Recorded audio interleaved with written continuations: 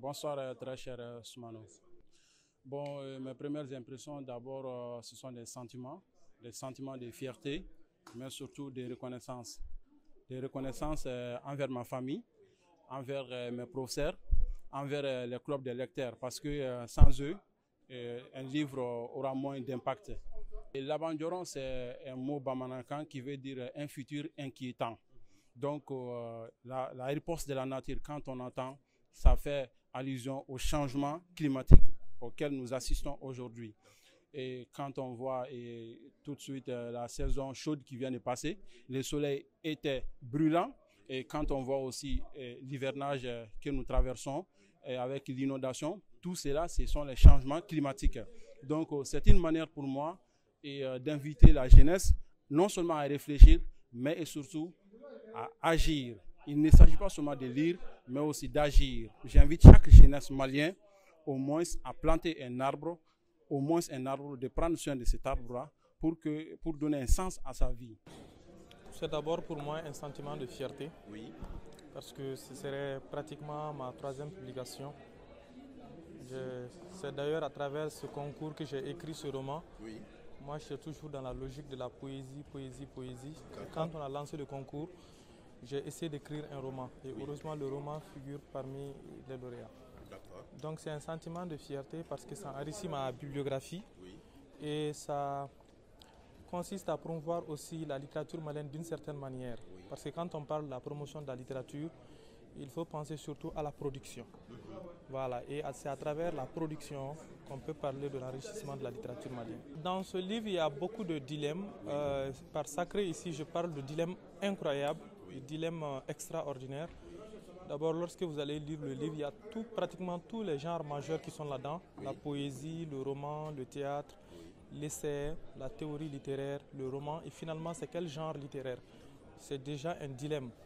Parce que le personnage principal est d'abord un professeur de lettres qui écrit des articles. Donc il y a des articles. Il veut devenir écrivain, il écrit des poèmes. Donc il y a des poèmes. Il écrit des nouvelles et il commence un roman dans le roman. C'est un dilemme. Et le roman qu'il va écrire dans le roman, il va mettre en scène un personnage du nom de Jeannette qui va sortir avec un monsieur. Après leur relation, ce monsieur s'engage avec les groupes terroristes. À la fin du roman, ils vont se rencontrer. Et il y aura aussi un autre dilemme qui s'en sort. J'invite les lecteurs à lire et à découvrir ce dilemme dont je parle ici. Et c'est cet extrait qui a été lu. Le livre est disponible avec Gafé Édition et il y a des exemplaires aussi qui sont disponibles avec moi-même à 6 000 francs.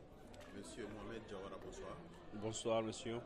Éclat éphémère, une pièce de théâtre. Oui. Avec ce titre, vous venez d'être l'un des lauréats du concours d'écriture Jeune écrivain malien. Quelles sont vos premières impressions? Bon, la première fois qu'on m'a annoncé, j'étais sur la moto. Oui. J'ai failli faire un accident car je ne croyais pas. Oui. Et aujourd'hui, me tenir ici, je pense que j'ai réalisé l'un de mes rêves. D'accord. Maintenant, le livre est disponible où? Où est-ce qu'on peut l'avoir? Le livre est disponible à l'édition Gafé, et à la librairie Bar et à la librairie autour du livre. Bonsoir, monsieur Ambana Ousmane. Bonsoir. Avec le procès de la vie, vous venez d'être désigné comme l'un des lauréats du concours d'écriture Jeune écrivain malien, 2e édition. Quelles sont vos premières impressions? Alors, mes premières impressions sont nombreuses. D'abord, je remercie l'ambassade de France pour l'organisation de ce concours. Oui. Également les amis qui m'ont aidé, les correcteurs, les clubs de lecture et toutes les chaînes qui font tout pour promouvoir la littérature. C'est également un sentiment de fierté d'être parmi les lauréats et une joie immense qui m'anime. Et également, c'est un travail récompensé. Alors, le procès de la vie aborde plusieurs thématiques. D'abord, la thématique religieuse qui est un sujet tabou au Mali dont il faut en parler. On en a besoin. Dieu est appelé sur la barre. Le procès de Dieu, si le dernier jugement aura lieu, avant que ce dernier ait lieu, il faudrait faire son procès. Il y a également l'islam, le christianisme, le kémétisme, l'athéisme, le déisme, la tradition.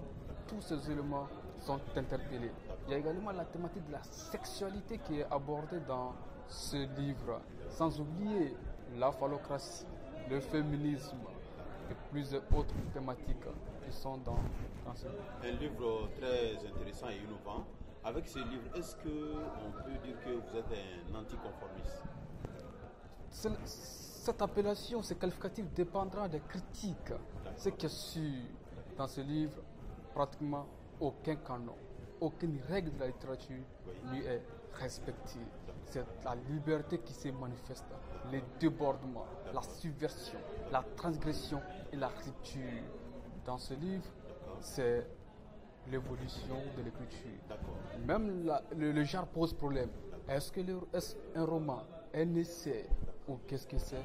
Je ne sais pas. C'est aux critiques de lire, d'exploiter et d'en juger. Je vous remercie pour l'interview accordée, pour le travail que vous faites pour la promotion de la littérature.